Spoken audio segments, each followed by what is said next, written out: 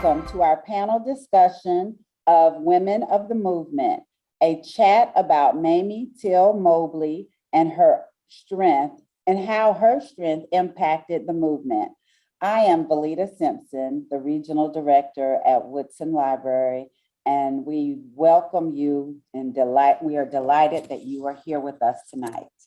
So tonight I am very excited about this program that we have in place for you. And we have a distinguished group of panelists that are going to talk with you about this book that has been turned into a miniseries on ABC. And I am going to introduce our moderator for this evening. Our moderator is Joy C. Weathers, also known as Joy Has Questions. Joy is an award-winning marketer and proud third-generation Southsider who's always been used to her inquisitive questions. Joy is a podcaster, and she is such a delight and so much fun to hang around and interact with. And I am turning it over now to Joy Has Questions. Hello, thank you so much, Ms. Simpson, for that amazing introduction. I'm like, no pressure. But yes, I am super excited to be moderating this discussion.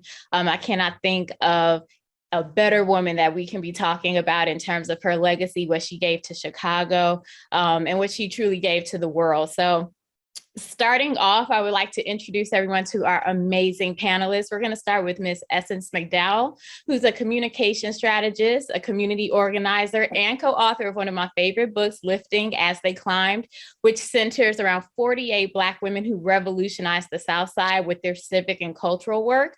Definitely one of my favorite reads. Next up, we have Madam President Scott of Chicago State University, who was unanimously elected by the Board of Trustees to serve as the 12th permanent president of the university. She has a resume to die for. She serves on various boards within the city, has an extensive law background that would make Edith Sampson shout for joy. And if you don't know who Edith Sampson Spurlock was, she was the first Black woman to earn a master's from Loyola and then went on to be the first Black woman to be a U.S. delegate for the UN. So my comparisons are accurate. They both are amazing. And then finally, we have the Chicago urban historian himself, none other than Sherman Dilla Thomas, who is probably still recovering from the Polar Plunge Challenge that he did this weekend, but he is always booked and busy, has several projects, always highlighting the amazing history of our city, and especially giving us those marginalized stories that may not be well known. And also, I heard that he has a little pilot opportunity coming up with Netflix. So go ahead and work, my brother. Love to see it. Without further ado, I am going to get right into the discussion and the conversation, and really just open it up to the floor, to the audience, just in the sense of the lynching of Emmett Till. It was and is one of those moments that is ingrained in the conscious of the Black community, America, humanity, period. So what was your first understanding of this historical event? Because it was the type of thing that it crosses generations and it crosses time in itself. So actually going ahead and let's have President Scott open up that discussion in terms of what that event meant to you. First of all, let me start by saying thank you for having me here this evening. And I appreciate the opportunity to speak on this topic, particularly during Women's History Month. I also want to kind of put out there that I grew up in Jim Crow South. Long after segregation had been declared illegal by Brown versus Board of Education and every other law on the books, my town and city of Shreveport, Louisiana continued to segregate. Everything was segregated, including the schools. So I had a certain understanding culturally of where I was on the hierarchy of people, and what the things that I saw in the story reminded me of my own early beginnings, where I went into the back door of doctors' offices, and where our families could not sit on the ground floor of a movie theater. We had to enter through the back door. So I have a consciousness of this. I also have a consciousness of not having any history. You know, there was no real history outside of what your family told you because you were not exposed to your own history in your classrooms and in the textbooks that were given to you. So it is in college that I learned about the sort of the parameters of our history, and things like Emmett Till were presented to me for the first time. Now, I had a certain awareness of lynching and what it meant and how it maintained a certain culture and control over Black people. But the exposure to the sort of the gravity of it all, it came to me in college. And I will tell you, when you start to learn who you are, the process is a process. And it can be enlightening, it can empower you, it can also cause you a certain level of pain and anguish. And I think all of us, take the death of Emmett Till and kind of roll it into a lot of other experiences that we've had as Black people. Mm-hmm. And so I think that answers your question, but it really is the sort of the trauma of it, the violence of it gets rolled into a lot of other things that we've seen happen to Black people. Couldn't agree more. And those parallels, yes, you're absolutely correct, that we see like kind of weave throughout the consciousness of our culture and of our community. So also like Dilla or Essence, in terms of your understanding, what was, some of your first takeaways or feelings when you learned of this story or age? Man, listening to Madam President, I guess I feel fortunate, right? I was made aware of the story of Emmett Till fairly early in my life. I would say maybe about fourth or fifth grade, I kind of could conceptualize what happened. And it's kind of because of living here in Chicago and having sort of comparables. Even up until the 90s, there were Southside neighborhoods that we treated as sundown towns. And so that's how I was made aware of it, right? Like stay out of, say, Bridgeport or Mount Greenwood, riding your bike at night because something can happen to you like what happened to Emmett Till. Then you say, oh, who's Emmett Till? And I got that education at home.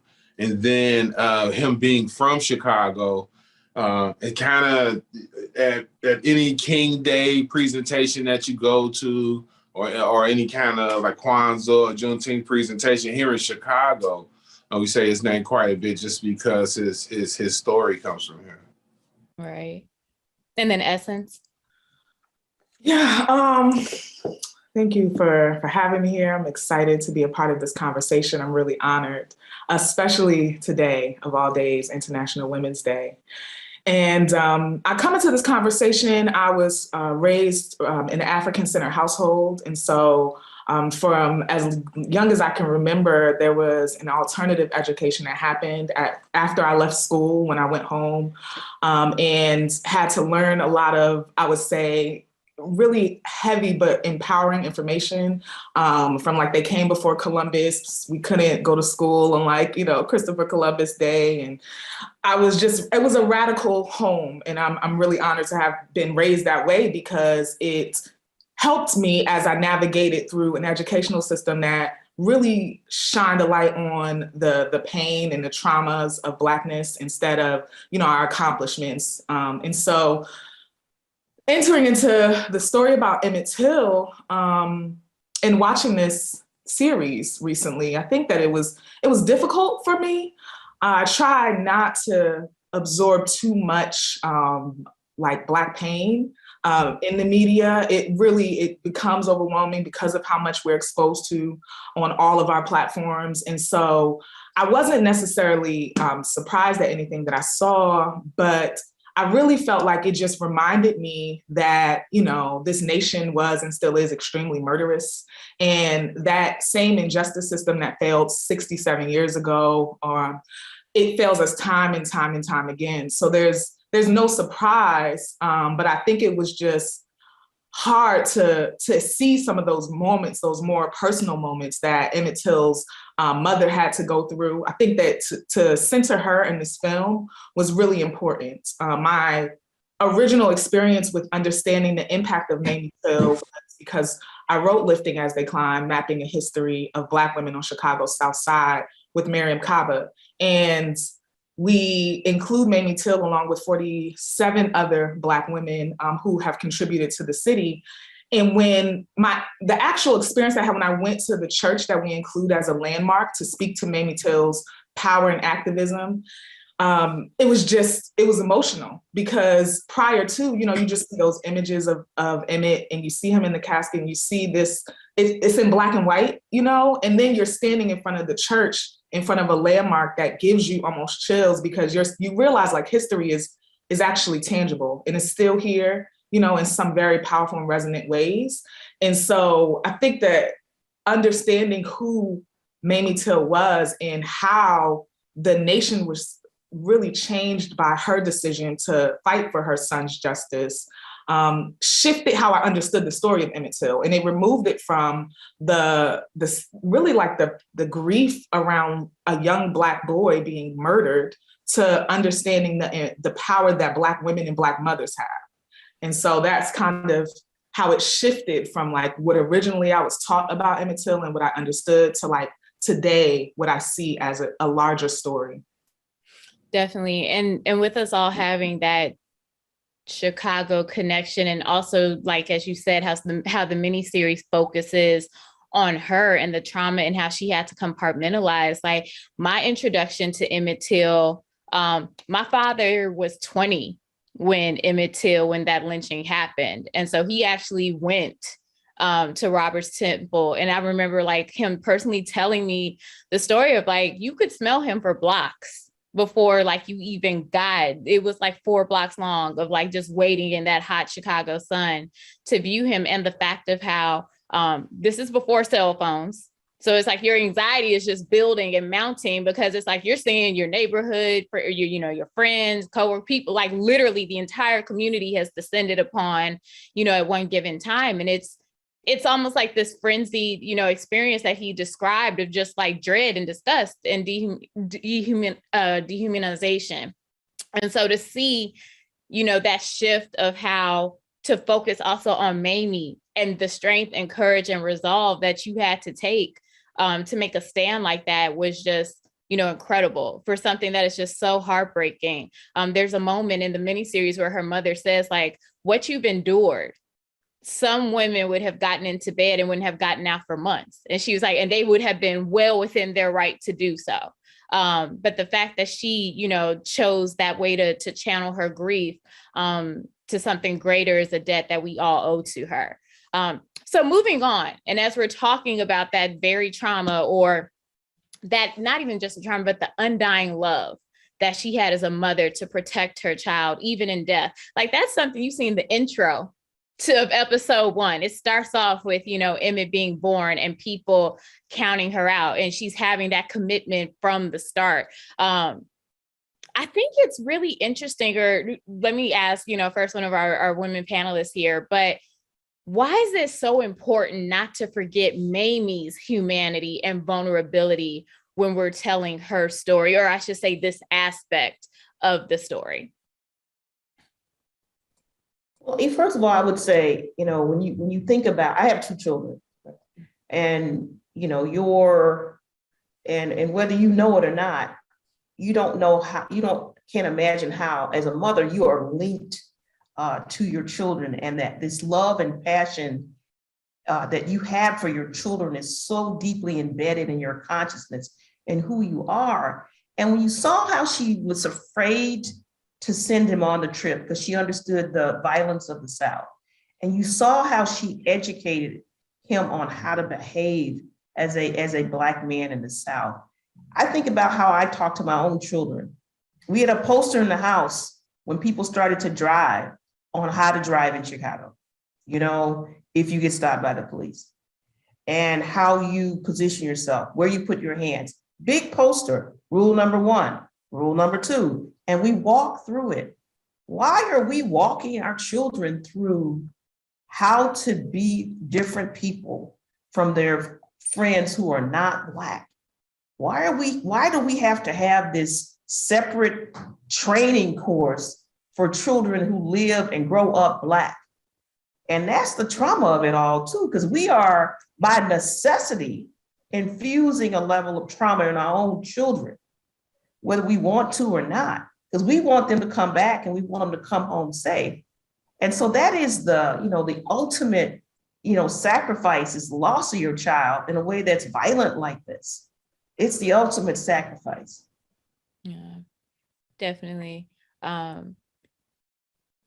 Yeah, it really, I had to think a lot in even doing, just preparing for this conversation and thinking about what does it mean to like grieve the loss of your child and simultaneously begin to fight against the racial terrorism that murdered your child, like do those things at the exact same time. And how do you navigate that space, right? And I think you would never know unless you like really embody these women who have lost their children. But in that face of such grave tragedy, and I think as you alluded to, like you could just stay in the bed, that's how painful it is. But to decide instead that she's gonna rise and she's gonna speak out, even in moments of discomfort, I think that the film does a great job of just sharing the vulnerability that it took for her to expose herself, to expose her child's history and life, to expose her family to all of that. And I also think it's important because sometimes when we imagine and we think about activists in a particular way, it kind of flattens their humanity. And we think that they're of course, they're powerful and they're doing so much and they're fighting, like warriors in a sense. But when you think about like, this is a mother, a daughter, right? This is someone who has to really deal with a multitude of emotions at the same time as try to say like, these people actually murdered my child. Mm-hmm.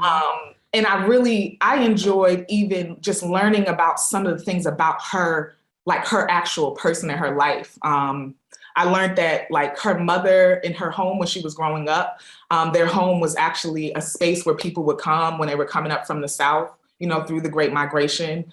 And, her family, her mother and father would help the migrants to find jobs and adjust, and I think that goes to show too, that she came from a family that understood the connections of community, that understood like possibilities in Black life. And so that this wasn't something new to her, that it was something that she was building on and she had to really take on at a moment of crisis.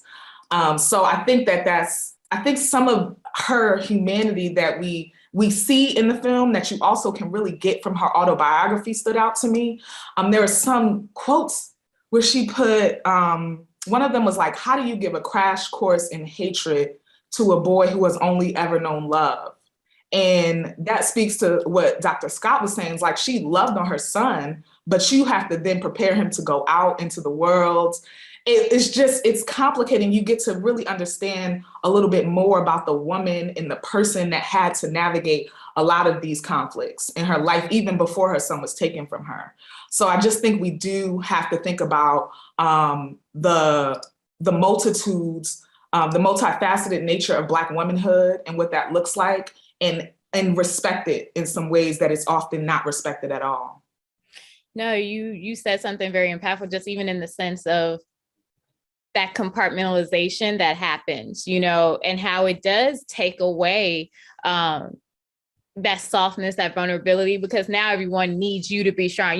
She has speaking engagements and now she's commenting on it and she's giving quotes to all these different newspapers and trying to keep his name in press, basically, to even see if there would be an indictment. And so that leaves absolutely no time to process your own emotions of the worst moment in your life. But even something still, when we are talking about, like you said, essence, like the community and family, and this is something, Dilla, I know that we had even like spoken about as well, just looking like when this moment happens, for whatever reason and the pain that she felt, she instantly jumps into, is put into that network, whether it's the NAACP or the Black press, as they said in the miniseries, which we know would be like Jet, Ebony, all these various well-known, now iconic institutions. But in terms of you, like just speaking on that, like that's something that's ingrained in Chicago.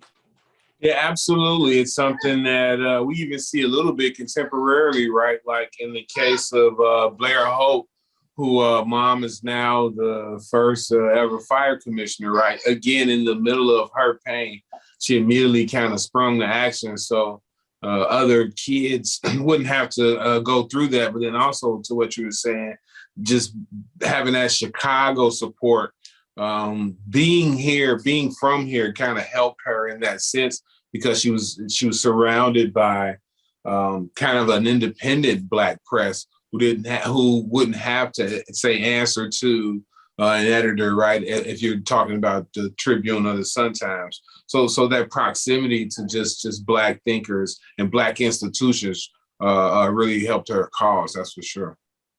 Definitely. And I think just to see the amount, even from all aspects, like it never even clicked to me if you're watching it, if you've seen the miniseries, and if you all also are watching it in the audience, my apologies if it's a spoiler alert, but just even the aspects of when from Mr. A.A. Rayner, just the fact that everyone started pulling strings from every level, whether it was a governmental aspect, whether it was, actual not entrepreneurs, but business leaders, religious leaders as well, to really ensure that this was exposed. Well, we drive down that legacy all the time, right? Especially if you're heading out to the south suburbs or heading out to Indiana, we call it the Bishop Ford Expressway. And it was Bishop Ford being bishop of one of the largest Black Christian denominations in the country, and that voting power that it yielded. And also his wife's relationship with Richard J. Daley that even allows for an open casket here in Chicago. Again, if it would have been in any other city, and even Richard J. Daley, right, the attempt was to kind of have the health department say, this isn't a healthy thing to do.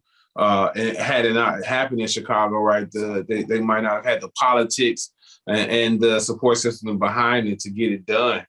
But yeah, those religious and civic connections and power brokers, if you will, were very important to her. Definitely. And I think even when you see those tie-ins of something, even past like just specifically the Chicago community, but even larger, like things that had already been tried and true within our Black community as a whole, even when she goes back to testify, they start to replicate their own version of the Underground Railroad, like in terms of having safe homes for her to stay at, or checkpoints, if you will. So even the logistical aspect of coordinating this so that her story could be told from the top to bottom, it was one of complete community, cooperation, and I will also say, when you look at the miniseries, even those moments where people, might have been scared or something, just still understanding that if we don't do anything now, we are forever going to be limited and marginalized and continue to be looked upon as less than. And so I think that's something to show like the power and strength of us as a collective. But even looking, through the miniseries or even to events beforehand, like, film is not something that happened 2 years ago. Like, it's not like, oh, this is the new shiny thing to do. Like, when we look at the stories, whether even if you go back to the 1919 Chicago riots and the murder of Eugene Williams, like Black onlookers flat out told the police, like, white assailants would not let him come onto shore. They were throwing rocks at him. And still the mindset of not believing onlookers or not believing that. And when you look at the Emmett Till story, that happened, the sheriff is trying to cast doubt on if it's even Emmett Till's body, leveraging the media basically as a tool to, get the result that they wanted, which was to let these murderers go free, and calling his lynching a hoax. Why is this such a tried and true method when used to divide the public, and how does it further lend to that argument of like the two Americas that we have to deal with when it comes to the justice system? I know that was a mouthful, so I'm like, I can break that one, I can split that one up and break that down. But long story short, just looking at the situation with Emmett Till, why is it always just seem like it's just so hard to get any sort of justice in the aspect when it comes to just us trying to be free in this country? It's I mean, it's really about the root of injustice. Like the nation was built on genocide and violence. And then on top of that, there's this layer of all white men determining the future of the country to this day. And in that moment, right, like when you like look at like how they even decided about whether someone killed Emmett Till, or whether he was even kidnapped, it was just, it was entrenched in racism. And I think what really got me was like, there's this all white jury, and after 67 minutes decided no, that they should go free and that they didn't actually kill Emmett Till. And that same structure, that all white jury, that like really white supremacist nature of the justice system in America plays out time and time again, as we see so many verdicts that are not guilty when someone's actually literally being killed on national television with cameras all around. That is like, it's such vastness in this injustice system. I was thinking there was a moment where people were advocating for the release of Julius Jones, who was on death row. And he was accused of murder, but at the time of the murder, he was literally having dinner with his parents and his sister at the time that the murder was allegedly committed. And then he's been in prison for over 20 years, put on death row, spending life in prison. And then this is the same justice system that said Kyle Rittenhouse murdered 2 people while everybody watched, and that he's not guilty. And so it just is from the past to the present, and unfortunately to the future. When we look at who's still in prison, who gets imprisoned, specifically political prisoners. I mean, I started like, when you start to research, it just starts to like, wow, like we really have so much work to do. So many people only know about Mumia as a political prisoner, but there are so many who were Black Panthers that are still in prison right now for nonviolent offenses. And it doesn't make any sense and the only reason why they're there is because we have yet to address the root. Like we really have to abolish the whole entire prison industrial complex, because otherwise there's still people who are falling through the cracks in so many ways. Right. And something that I even saw that kept coming up in the miniseries, like when you saw like white Mississippians talking about the story, like this, our culture, our standards, our way of life, this Southern establishment. That's something that, even though that had specifically was talking about the South, that's a mindset that permeates throughout the country, because what that culture and that establishment really represents is we are on this level and you are not. And anything that, that happens or that we deem as an infraction will be met with very vicious consequences. And I think that pulls even into still the strength and composure that, Mamie had to have. And I feel weird even saying her first name informal, like we're contemporaries, but there's a moment when the lawyer has to ask her, based on our Southern rules and code, are you okay with me calling you, basically by her first name, as if they, go get their nails done together. But then in the contrast, when the alleged victim, when Carolyn Dunham, when she gets on saying, Mrs. Dunham, what happened? Oh my Lord, like they're swooning all over, her. So just looking at the blatant disrespect and the amount of composure that you have to have in such insanity, there's nothing that you really can put into words in regards to it. And President Scott, I know you spoke to that even yourself, saying how like you grew up in the South in that culture. So that was something that was familiar to you as well. It was indeed familiar to me, but it was also, I watched my mother work to dismantle it. I watched her demand that we allow her girls were not going to sit in the back of a doctor's office anymore, that we were going to the front, we were going to take a seat with everyone else. She sent us we were the first children to integrate the public schools in my town. She sent us, myself, along with 2 other young ladies. I went to 4th grade. Another girl went to 3rd grade, and my sister went to 5th grade in the same public school. once the schools were desegregated. And it was all designed to give us access to a better education.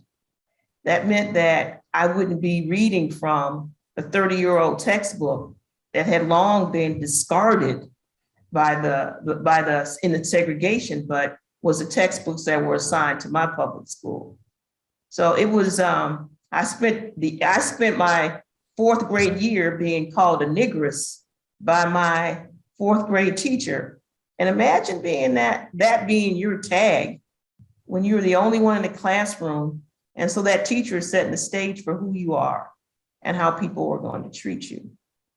So I'll tell you, there's so many people who, you ask my mother, why did you do that, to your children? And she said, the only thing that she had, her response is that we had to do something to change the future. And we thought you were strong enough to take it. So, the things that we do in terms of encouraging our children to participate in larger society is because we believe that we've given the strength to them in the home to be able to work and to go into workplaces and manage the bias that they should expect from the first day of work.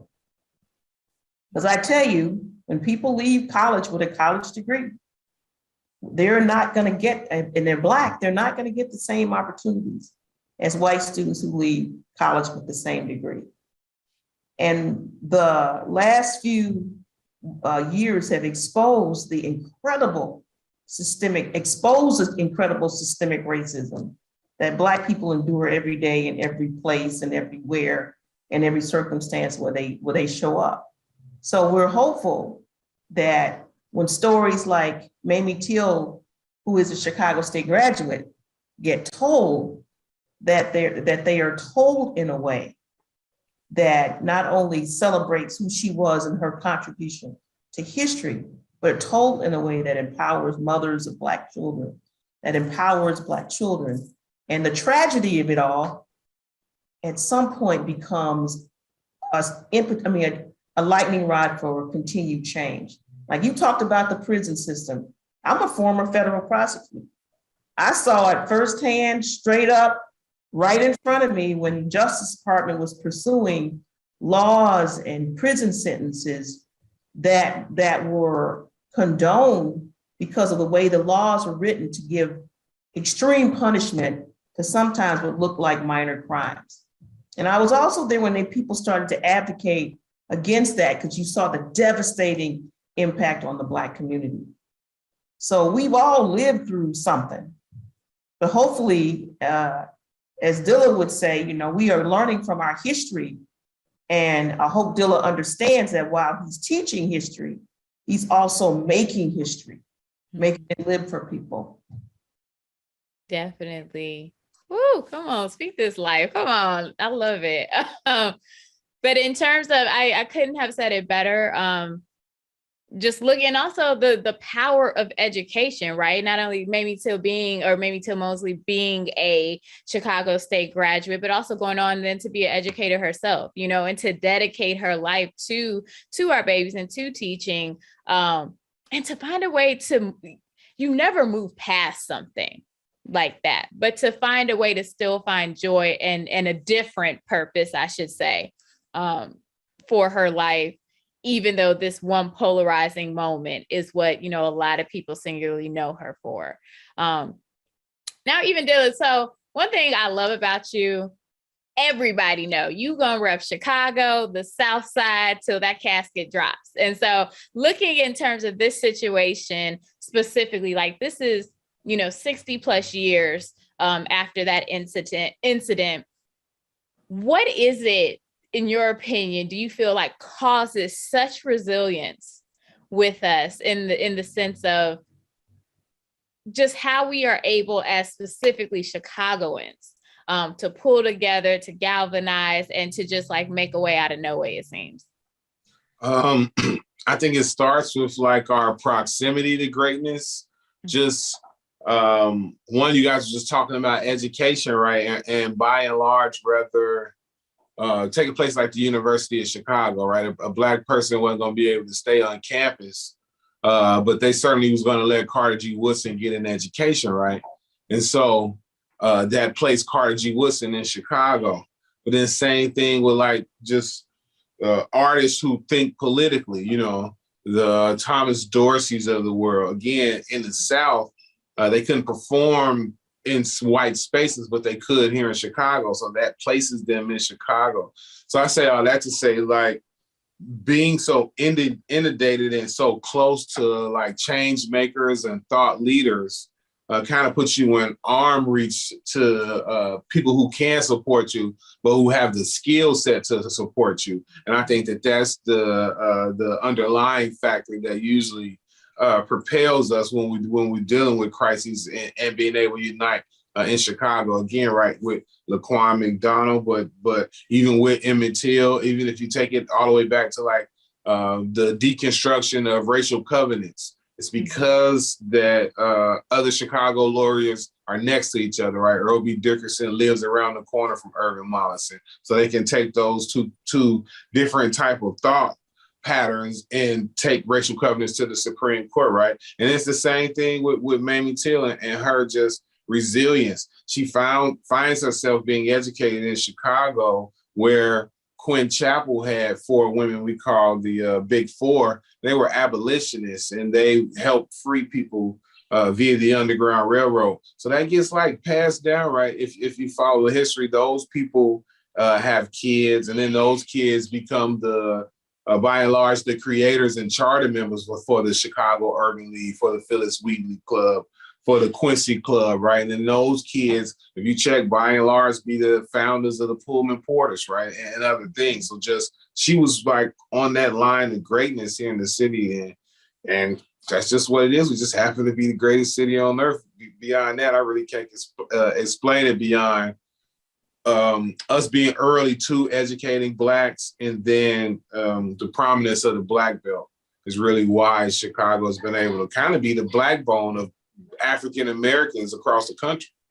Yeah, I definitely think couldn't agree more. And I think that's something like when you start to see those connections on every level, like culturally, civically, religious based, you start to realize like the emphasis at times, and no shade to New York, I love New York, but the emphasis at times goes to like that great, you know, that Renaissance movement. I'm like, Chicago had its own unique, amazing Renaissance, you know, that really helped, you know, craft a lot of the change agents that we know and help shape and develop a lot of people as well. And so to be like, Bronzeville was and still is the place to be, but that's what I'm saying. Like when you're looking at, you know, that upbringing that Mamie Till had, and also what she was surrounded by, you can see like just walking out your door, like you are surrounded by a very special time and something that continues on to this day.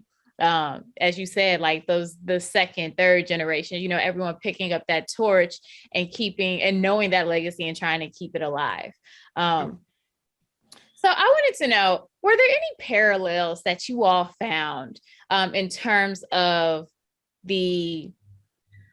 some of those past historical events that were happening, you know, with the whole case, and then things that we see currently today? Like, I think something that I found really unique was, now I look at the NAACP, this is an established cornerstone of the African-American community, freedom fighting, pushing to end those different racial codes.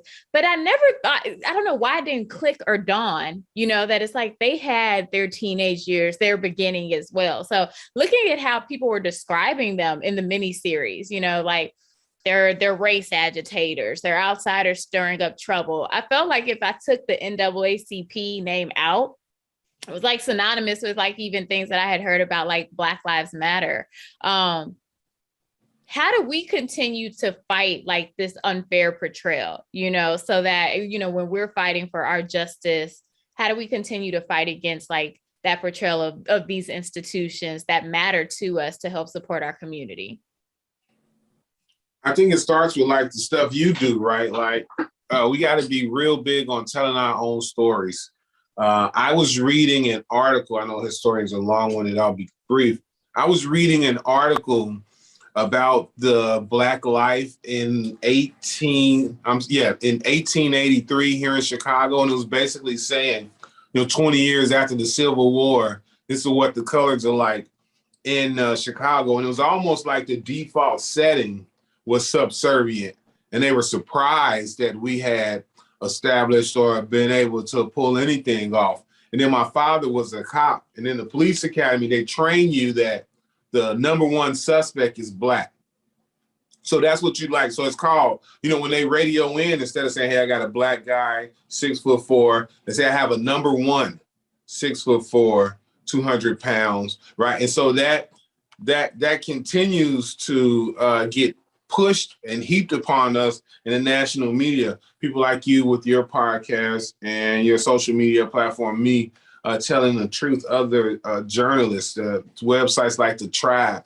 We have to continue to push those up so that we're redefining what Blackness is. And then I think that will stop them from trying to illegitimize our institutes, right? Like instead of waiting for big media to define what Black Lives Matter means, it needs to be, even on a small level like us, constantly reminding folks what Black Lives Matter actually stands for. And I think that's how we combat against it. But it's not going anywhere because it's been going on since the 1883 article I was reading, right?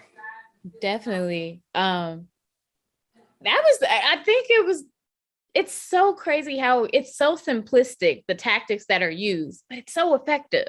Because I'm like, a lot of times when we're reading these stories, it's the same verbiage, like just systematically just pass down the same language that's used, just insert like a different, headline. And then here we go again with the same, internal struggle or unrest, if you will. But Essence, in terms of you, like, and even your upbringing, like you had a really beautiful and I don't want to say sadly unique, because I just feel like I wish everyone kind of had that upbringing. I was in a household myself where it's like, if you don't know it, you're researching it and you're writing a personal book report in this house, and just having that thought process to ask questions and to be critical thinkers. So with your own upbringing, like, how did that kind of help you in terms of shaping or continuing that fight on as we're looking to find ways to fight for our justice? That was an unexpected one. Mm-hmm. I know how to flip a question. Thank you so much for that. I think that what I remember at the core is like, part of why we're so hated is that we are immensely powerful, infinitely so, and that we have been. And I think that's where I have entered into like educational spaces or even just moving through community, that I understand that power. And this is why right now in this moment it's also really amazing to be on a panel with educators and folks who really understand the significance of us being taught the truth about our culture and those who came before us. Also identifying the fact that, like Black and African culture is thousands and thousands of years old, and it doesn't start from enslavement points. It doesn't start from trauma or violence, right? Like it goes beyond that, and that we are the original thinkers and scientists and dreamers. So like that at the core, I think is important. And also I recognize that in entering space in that way, that I felt it easier to be confident in whatever I was dreaming about, whatever I was doing.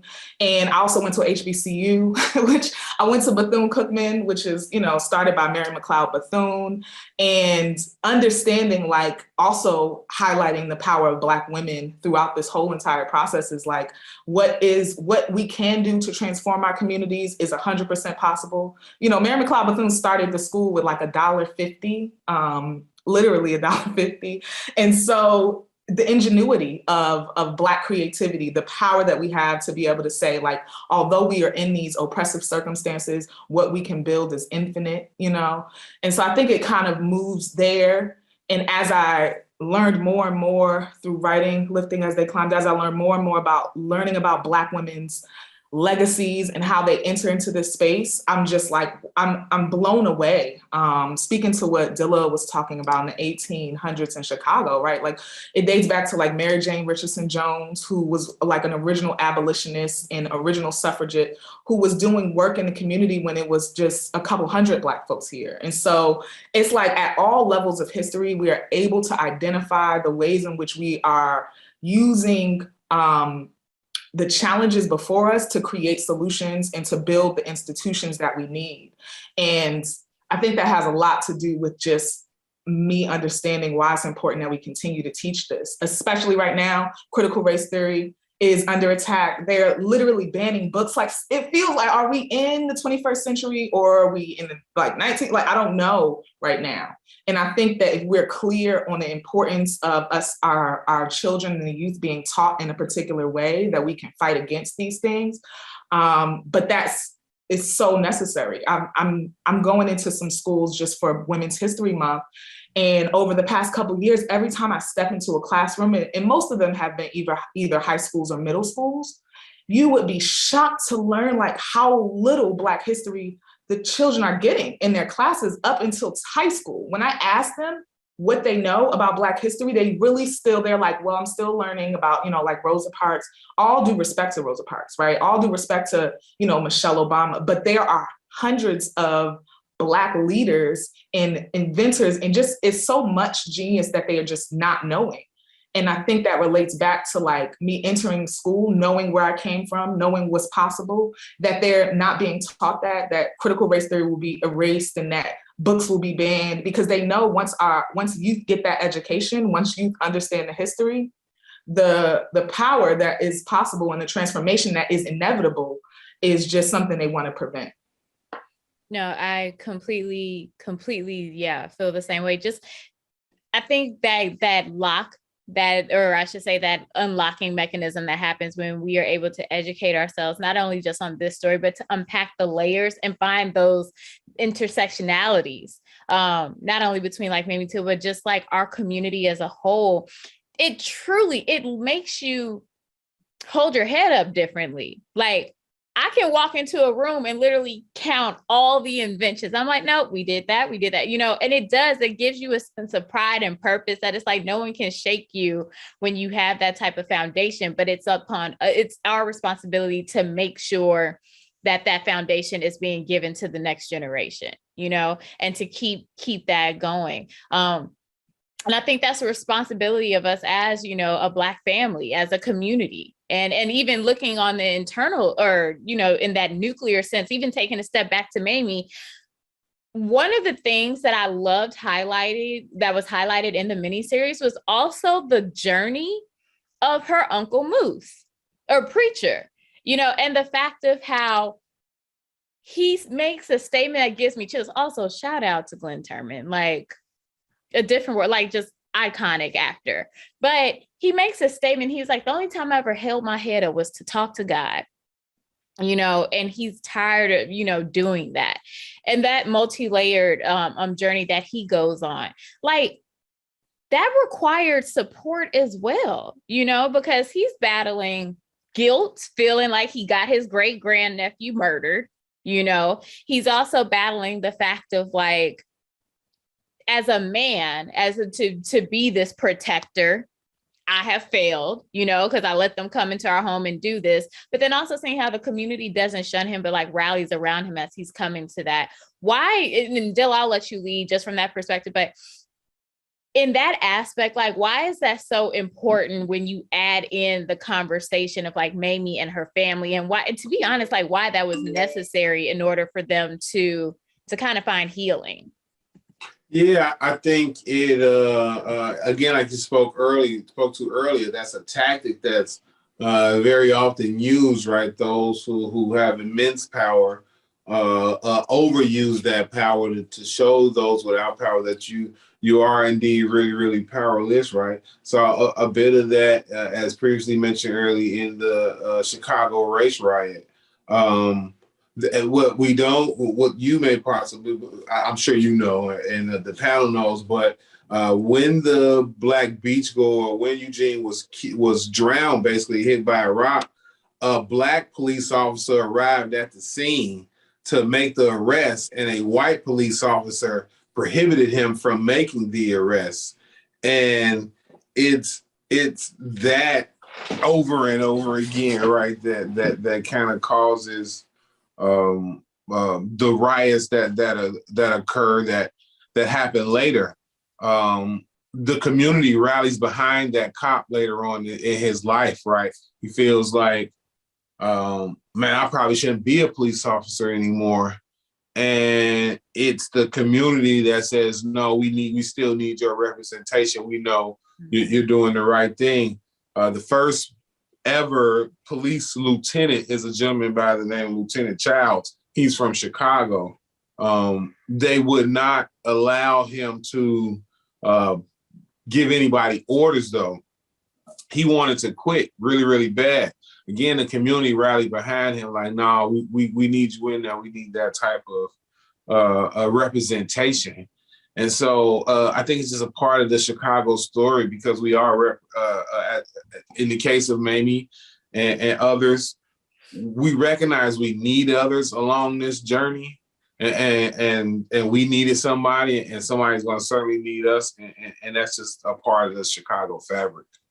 No, completely agree. And I think that's something like even looking at her great uncle, like inadvertently, because of that horrible tragedy, him and his family become one of those numbers that are in the Great Migration, because there's a consequence that is made. One of the NAACP, I believe her name was Ruth, oh goodness, I feel so bad because I just had her name. Man, not to jack your story, but you just touching on something personal for me. I fancy myself a pretty decent historian, right? Like nobody's came behind me and said, Dylan don't know what he's talking about. And I've been like presented nationally at this point, right? Mm-hmm. And I don't know anything about my dad's mom because she was ran out of Mississippi for having defended herself against a white woman, had to change her name when she got here. So the name that's on my dad's birth certificate ain't even her name, right? And that's also a part of our story. We lose so much of who we are because of lynching and trauma and having to, we commonly talk about the Great Migration, like almost nowadays, like a monolith, right? Sharecropping in the South, everybody came north and get jobs. And sometimes it was running for your life to the north, as in the case with my grandmother. So, yeah, as you was thinking about the name, it triggered in me like, man, I don't even know my grandmother's real name because of these type of issues. No, and that's something that sadly, it's a common story, like Emmett Till's family or Mamie Till, I should say, like, yes, we've already spoken about the fact that like they served as a depot, for, new Black migrants who were coming from the South to the North. But when we look at it, like a lot of times you had to be very strategic just because of those racial codes in terms of how you made your way up here. Not even to take away from this conversation specifically, but if anyone watching, period, another great tie-in to see different aspects of it, The Warmth of Other Suns by Isabel Wilkerson, a super comprehensive, preeminent, in my opinion, example of not only the vastness of the Great Migration. This wasn't like, 10 years after World War I. I'm like, no, this was decades of African Americans divesting and picking up and moving from different Southern states to the North, if you will. But a great example of like, that book is chock full of examples of, Black people who move and had to do so within, in perilous at times situations. Not going to give the book away, but even some of her character members, how you had to be strategic if you were a sharecropper to not give any inkling that you were trying to leave, because suddenly at the end of the year, your books are going to come up, you owe us money. So now you have to give us a year or 2 more years of a contract. And even looking at the miniseries, that's something that was amazing to see. On one aspect, you have this grown man preacher, 64 years old, that should be able to stand in his masculinity and the fact that he's a leader for his family, but they're still calling him boy. But he's also privileged enough to even have a farm that turns a profit at all. Like his neighbor even brings it up, like, you really want to leave? Like, you actually get money at the end of the month, which was a rarity in the South. Even we look at Dr. Shepherd, who is very influential in helping with keeping that trial going and finding witnesses. That's another aspect that I would love to talk about right now. Here is a Black man, had a mansion to the point that even the DA goes, I've never seen, a Negro with a home this nice. And made me ask him she asked in one of the scenes, like, what keeps you here? She was like, you could have been left. So what do we think in terms of, his reasons for why he stayed in Mississippi? Why do we think it's important, especially also as Chicagoans, when we do make it, if you will, or when we do kind of like, are able to serve as that example, that we also stay within our community or support our community? That's open to the panel. I don't want to like point anyone out. Well, sir, first of all, we have to have a sense of community, a sense of self. Mm-hmm. And where else can we go and have a sense of self and be empowered and enriched, and then our own kind of iconic structures in our community, like the church and our sororities and our organizations and our neighborhoods that really provide sort of an anchor for who we are. Recently at Chicago State, we did a poll, a focus groups on how students find out about an education at Chicago State. It's not through news media, typically not through counselors, but it's through family. So it's that same kind of informal networks that brought Black people to Chicago, that the Pullman car porters were throwing newspapers off the train, sharing that Chicago news, the Underground Railroads that got us up here as our first migration. It is these networks of people that kind of bind us to one another and bind us to who we are.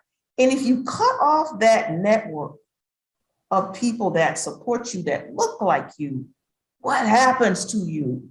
Mm-hmm. What happens when you are not fed by what looks like you, what talks like you, what thinks like you, what understands you at your core? What happens if that is taken from you? They tried to do it, and when they brought slaves to this country, they took them to different pieces and they broke up the tribes. But still, the cultural pieces of Africa still live in how we eat and how we drink and how we talk and how we cook. It's still there. It couldn't even wash it out of us. So I just think that there's something in our souls that binds us together in a community. And when I found out through those focus groups that it is the network of people that we need to influence in order to get people to think twice about education, you start to recruit differently, because that's what's going to influence people to do something different. Definitely. Essence, were you about to say something? No, I'm sorry. I was just agreeing with what Dr. Scott was saying, because especially during the pandemic, this has been the unprecedented, wildest 2 years, 3 years going on time frame that we've ever lived through.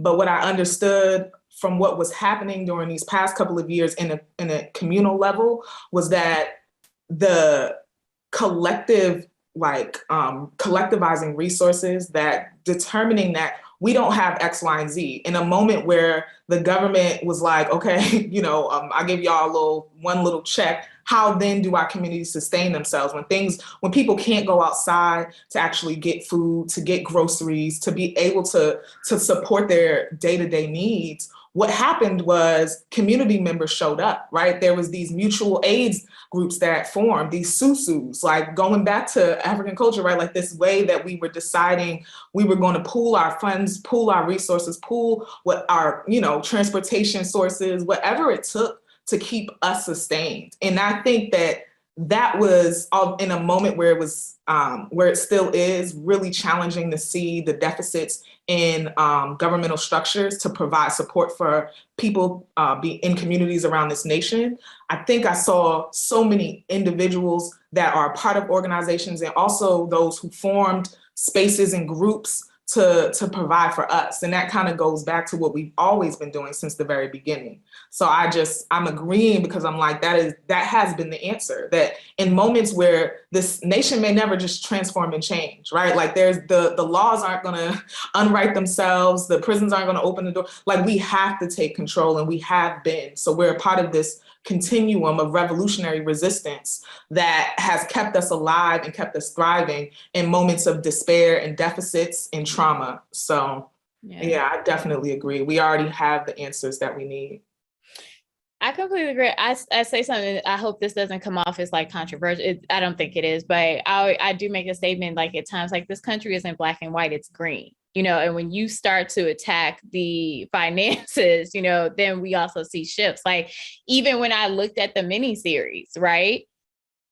The community stopped shopping at that store. Like they may not, the Bryants or rather the assailants might have gotten away, but their livelihood was completely impacted. Like, of course, there were racists and supremacists that were funding them during their law trial, but they didn't turn out on the other side of it, you know, as financially successful or financially stable. And that was something like that really stood out to me. I believe it was episode 6 when you see Carolyn, she's picking up those last couple of items and they're leaving the store. The community completely shut it down. And I think that was just so impactful to see, like, even in that area, it's not like, you know, modern days where it's like there's a Mariano's up the street. I can hit the corner store if I just need a couple, you know, like loaf of bread or something simple. That was like the only kind of store within the area, period. But to have that type of resiliency and commitment to saying we're taking a stand on all levels. And then you also see that matriculate. And then you have the bus boycott in Montgomery. And then you have different things that are leading to people taking us seriously and our demands, not requests, but our demands to be treated fairly and equally. So it definitely makes a difference. Yeah. I was just going to build off of what you said, because I think when you hear an individual story, it's harder to understand like all of the domino pieces that happened.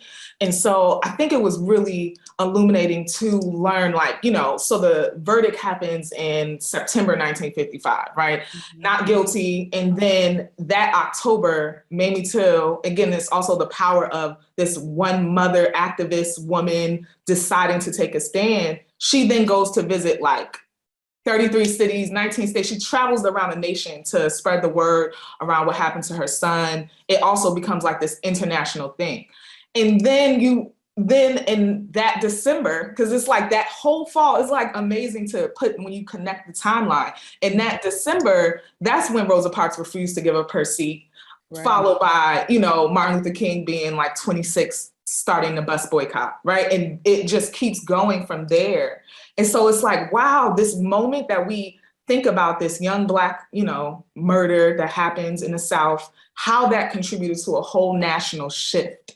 I think that's amazing when you see the whole layout that you mentioned. Like, it's actually a domino effect that this one event really changed the course of racial history in the United States.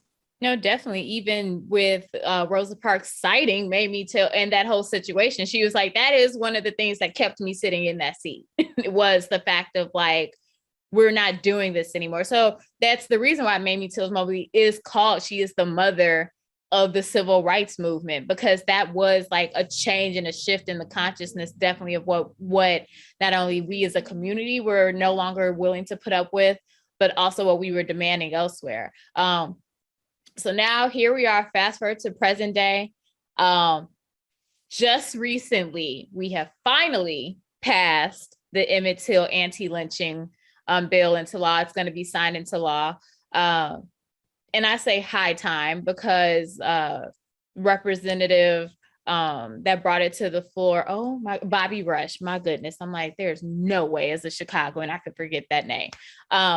But that was brought onto the floor, I believe, 2018, 2019. And it took, even in modern times, it took 2 congressional sessions to finally get this passed as or on the verge of being passed into a law.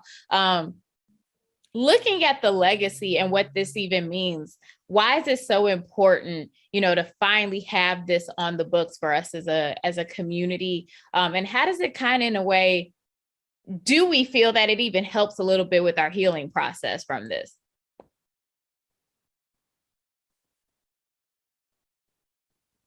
I'm going to go ahead and ask President Scott, because I saw her looking up, and that's where people look up when they thinking. Are you on mute? Oops. Yeah, important legislation like this. It is important. As we watch so many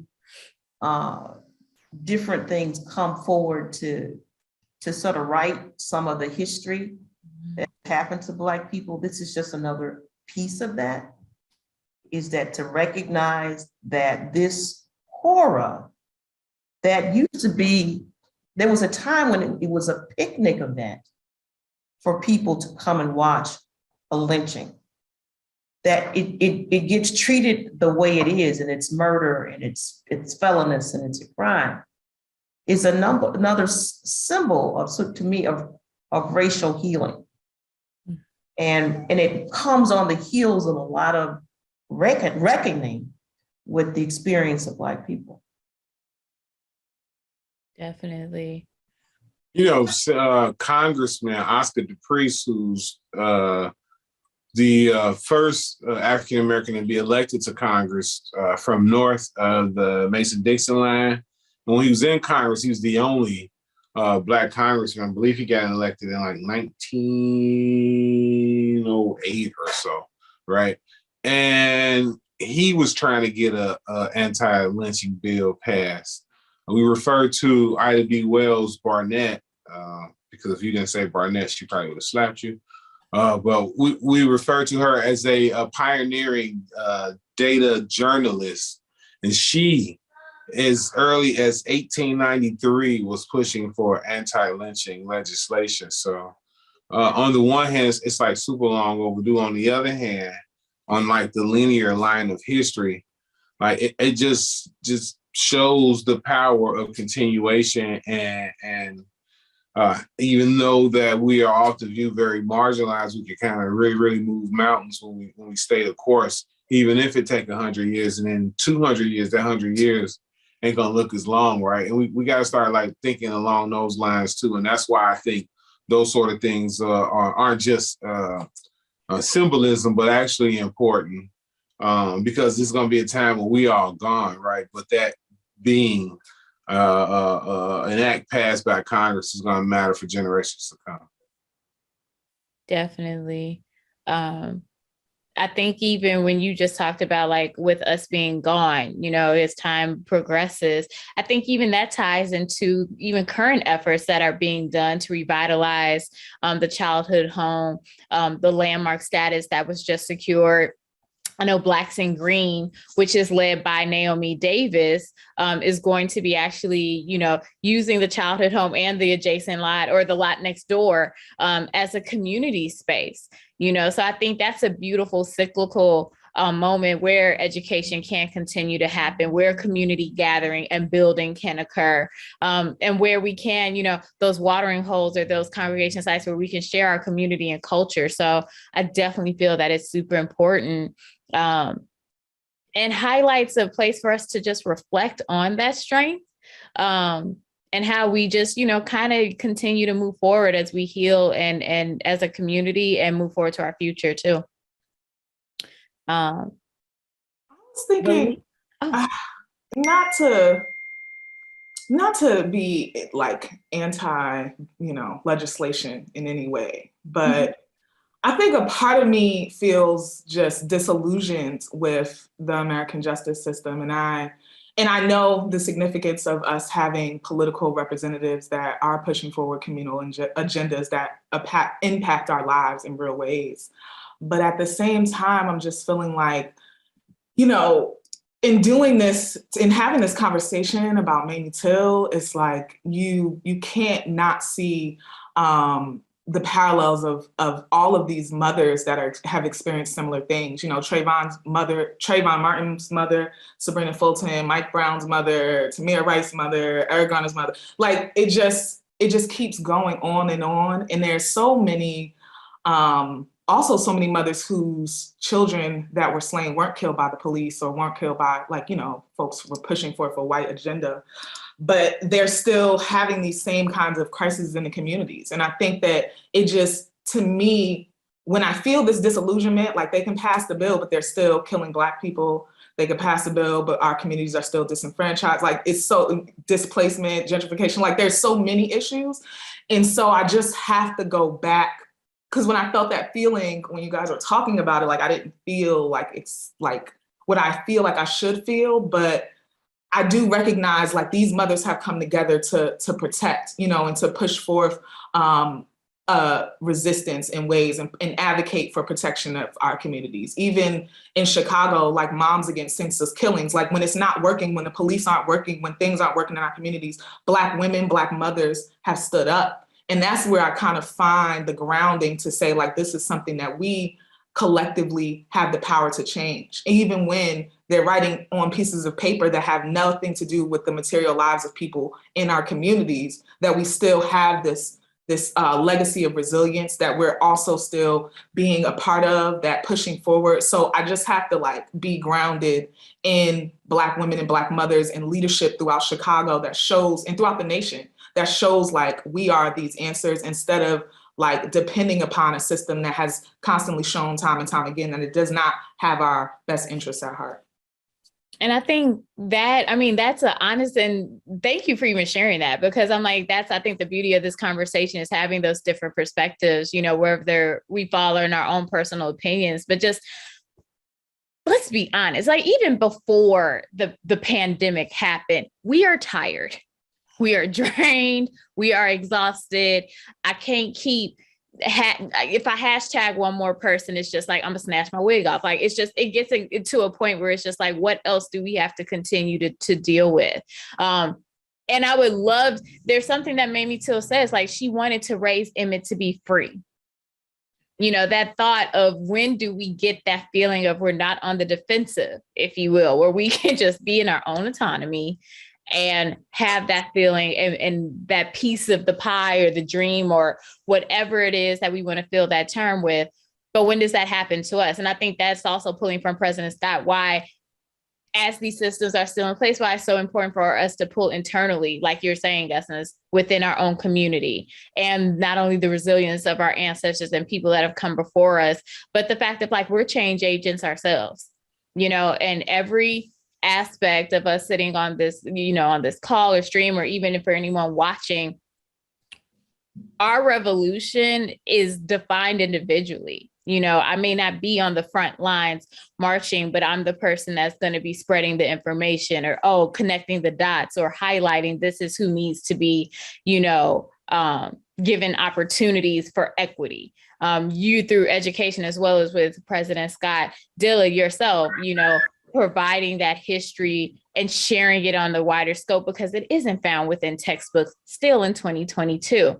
I think that's a way that like we actually can mobilize and be the change, but not to be cliche, but be that change that we do want to see. I feel like I now sound like reading Rainbow, but that's the point of like just really highlighting and focusing that aspect of how we gotta like not beat ourselves up, and also realize that we are new to the earth, right? Now, we are a part of the African diaspora, and I'm very proud of that.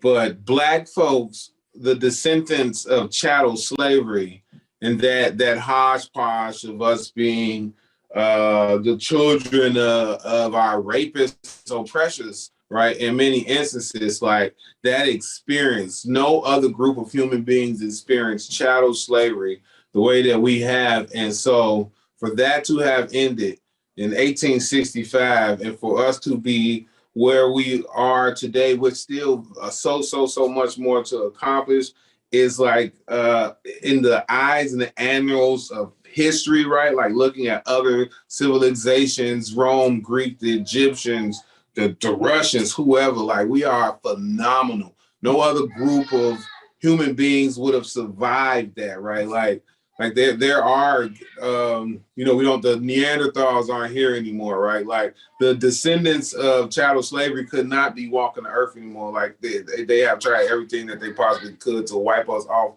the face of the planet. And we are not only still here, but like we got Madam Prezi who's like really, really dope at what she does and is a change maker. So we gotta like even if it take another 100 years, like it has never been a group of people that have accomplished so much in 200 years, in 300 years. Like we're phenomenal, and so I try. It's a little sad, right? But I don't even think of it in terms of like me seeing certain things. Just as long as I did what I was supposed to do with that little line between when I was born and when I go, I did my part. But we've accomplished or not. So sometimes I feel like we haven't, right? Because there's so much in front of us, because we got so many barriers to knock down. But man, have we accomplished a lot of stuff. Definitely. I wanted to just do a quick little check-in with Valida to see, like, were there any questions that were coming through on the audience side? Or if we're good to go, perfect. So just wrapping up, first of all, let me just say what an honor it has been to talk to each and every one of you all personally, whether I've watched, your stories from afar, or if I know you personally, like super, super blessed to just have this conversation and this exchange. I really don't have like too much that I could say, just to put a smile on my face to see that, this is what happens when we truly care about our community. And want to have that exchange and support one another. But just wrapping up from everyone's perspective, when we think about, how we are continuing to push for that fight, and wrapping up, when we think about the debt that we owe Mamie Till, like what does her life and her sacrifices, what does that mean for you personally, like in your own journey and moving forward? And we can I'll start definitely with President Scott, and then we can just, go from there with whoever wants to share. So your life and your journey, right? As Dilla said, we have a lot to be proud of as a people, and the things that we accomplished. So we shouldn't diminish our own history. But I also want us to keep in mind that too much is given, much is expected. Mm-hmm. And so the idea is a lot is expected of us in order to better support our people. And that looks at the fact that we're living in a time when the rate at which Black people are going to college in Illinois has dropped 34%, 2013 to 2019. We're living in a time where our access to education, for some reason, is being interrupted. And that even when we go to college, we don't finish. And even when we finish, we don't have the same opportunities. So I think that we know our history is that of a great people, but it also should be a call to action for us to step up and continue to do what we can to promote higher education and promote opportunity for our people. That's why I love the work that people like Joy, that you're doing, pushing the issue through questions, and Valida's doing just from running a public library and making sure it's accessible to our people. And Dilla is on the street, making sure our history gets told and our people know our history when it doesn't show up in schools and when it doesn't show up in our books. So everybody's doing a piece of this.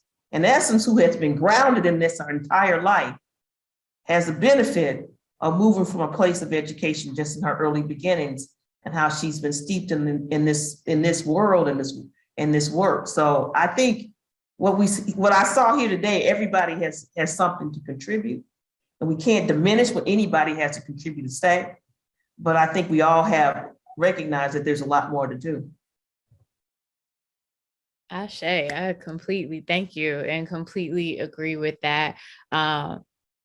Essence, I feel like I keep putting you on the spot, so I am not going to do that. It's okay. It's okay. No, I'm. This has been a beautiful discussion. It's such a great way to spend this evening. I mean, what can I add to that, Dr. Scott?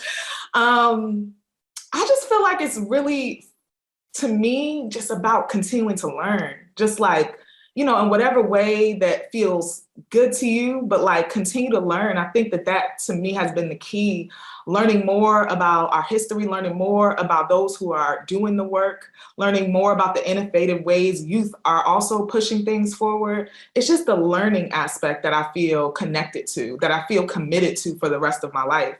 And regardless of what I think formation that takes, I'm just really trying to figure out how to keep doing that. And also how do we begin the process of, just continuing to make it all accessible. A lot of texts aren't digitized. Like, how do we make sure that what we have in the physical form translates as we become a more digital world? That's my like communication strategist side coming out. But the preservation of our history is so, so vital. And so from the information that we take in to the buildings that we have, the landmarks that reflect this history, I think that if we learn about them, right, like then we can protect them better. Then we can make sure the city doesn't demolish them. And it's the learning aspect that I feel is at the foundation of how we navigate our lives and how we're able to continue to provide opportunities for others and how we understand our place within this world. And so that's my commitment. I'm going to continue to try to do that in the best ways possible. And I would encourage, others to do the same and collectively, I think we can do that collectively to make sure that we are able to amplify this beautiful, rich history that we're able to just kind of scratch the surface of today. So thank you guys so much. Dilla, Definitely. what about you? Yes, I'm like, Oh man, I thought she was gonna be like, all right, thank you all for coming out. God bless you. Get out of here. I don't think she forgot about me. That's good. No, I intend to. I consider myself like a pass through almost, right? Like the person who enjoys seeking information just to give it away, right? And I'm going to strongly continue to do that, and I hope that. As Madam Prezi said, it serves as a kind of as a reminder, right? Like I say all the time, it's real hard to disrespect the space you know the history of, right? Like the history of Grandma's front room and what she had to do to get that furniture that's still in the plastic. You don't play with your toys in it. And even as you get older, right? And Grandma be gone, you probably still don't go in that front room, right? It's just a reverence you have for this space once you know the history of it. And so I intend to continue to teach us and highlight the history of our city and hope that encourages people to have reverence for it. And then like you both say, like inspire to get your name etched on it, right? And then the other thing is just like all the answers are correct. And I hope that we come away from that too, like going to college is important. Going to trade school is important. Being artistic is important. Being an entrepreneur is important. Like it's all important. And the sooner we look at all those things as pieces that we can kind of use together to get us where we want to go, I think the better off we'll be. But lastly, I'm just super honored. Like I found myself on panels. I'm like, why am I on this panel? Like these people are so accomplished and distinguished. And so I'm humbled to be in you all's presence tonight. Thank you. thank you. I'll definitely let Valita have the last word. I just think very simply, being blessed to come from a family that every time we walked out the house, they were pointing to things or telling me their own personal stories. It made history come alive for me because it made me look at the people that were revered for what they had done and accomplished. It humanized me, like, oh, that's where Red Fox got his hair cut. Or, oh, wait, Jessie Benga helped Bessie Coleman get her flight or her pilot license so that she could be, this iconic Black aviator. I think when you have history just thrust in your face like that, it is something where it's like you start to see the tapestry and how you are interwoven into a community that is so vast and so beautiful. and vulnerable and resilient and all of that. And so I think for me, I have a duality. Yes, I have my platform, but I work in corporate America. I work in the entertainment and advertising space. And so I definitely understand, like, whenever I sit down, like, it is my job to bust those doors down. And I'm like, and I know we love that saying of like, oh, a seat at the table. If I don't like the table, I'm gonna burn the restaurant down and build my own. So I think that's always been my mentality. And I think it is something that is so needed as we're continuing to push the community forward, to really just sit with ourselves and what our strengths are. And for anyone watching this, like, your talent, you are one of one. Mamie Till found a strength from the worst possible thing that could ever happen in her life. She wasn't raised an orator. She wasn't in the entertainment space or in the a space that put her in a public speaking atmosphere, but she found that courage from, God, or a place from deep within that she didn't know that she had. And I think that for me is just the takeaway that I have. My melanin is a strength and a testimony to so many people that have come before me to give me the courage, even if I'm the only one in that room, to say what needs to be said, even if they don't like it. I say with a smile. Sometimes I don't, but it is what it is. That being said, thank you all for this amazing conversation. Valita, definitely please take us home in ending the discussion, but thank you all for joining this evening. Wow, what an amazing discussion and evening this has been. I'd like to just take this time to thank Joy Weathers, President Z. Scott, Sherman Dilla Thomas, and Essence McDowell for your time this evening, for engaging this conversation as we talk about the book Emmett Till, The Murder That Shocked the World and Propelled the Civil Rights Movement, which has been turned into a miniseries on ABC, now available through Hulu. And that miniseries is called Women of the Movement. And it's all about Mamie Till. It's been a great discussion. We have a better understanding of who she is and how the death of her son started the civil rights movement, and the community that she lived in Chicago, and how they supported her. And she was able to start this movement by sharing her tragic story. Thank you so much for spending this time with us as we kick off Women's History Month. And you all have a good night, and we'll see you next time.